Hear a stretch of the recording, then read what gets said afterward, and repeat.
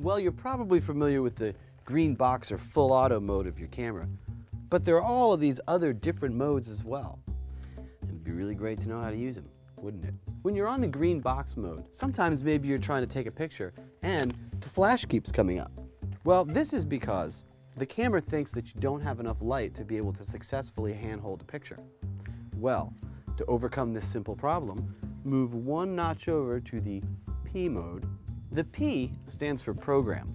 It works pretty much like the full auto mode, except it allows you to be able to make some overrides.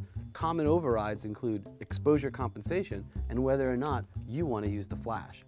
The TV mode stands for time value, and if you have a Nikon, it's the S mode for shutter priority. It allows you to be able to pick the shutter speed, and the camera picks the corresponding aperture. But beware, if there's not enough light, you'll always wind up with an underexposed picture. The AV mode stands for aperture priority. It allows you to pick the aperture, and it picks the corresponding shutter speed. This allows you to easily control your depth of field or get the fastest shutter speed by using a wide open aperture. The M mode stands for manual.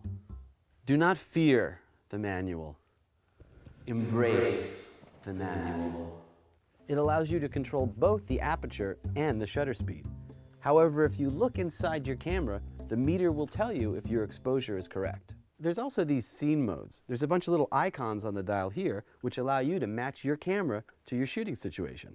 These scene modes manipulate the same three factors that control your exposure. So in the case of the portrait setting, it's giving you an optimal depth of field to have your subject in focus and your background slightly out of focus. In the landscape mode, it allows you to be able to have everything in focus, trying to give you an infinite depth of field, usually desirable for landscape photographs. The running man allows you to get the fastest possible shutter speed so you can freeze action.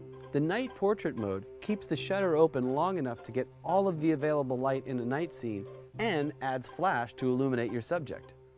So try experimenting with all these different scene modes, because the more you use them, the better results you're likely to get from your camera.